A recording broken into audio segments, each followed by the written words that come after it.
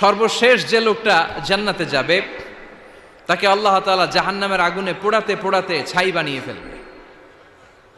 আল্লাহ বলবেন, জিব্রাইল যাও একটু দেখো একটা মাত্র সেজদা দিয়েছে আমাকে, এরকম কাউরে পাওয়া যায় কিনা। বাটি চালান দিয়ে দেখো পাওয়া যায় কিনা।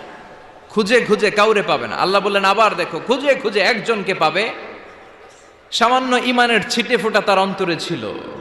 আল্লাহ বলবেন যেহেতু ছিটে ফোঁটা আছে, অনেক মায়ের খাইছে, ওকে বের করে জাহান্নাম থেকে বের করে একটা নির্ধারিত দূরত্বে রেখে দাও। রেখে দেয়া হবে, কিন্তু জাহান্নামের আগুনের লেলিহান শিখাতে তার গা ঝলসে যাবে। সে আল্লাহর ডেকে বলবে, মাবুদ তোমার কাছে আমি কিছু চাই না,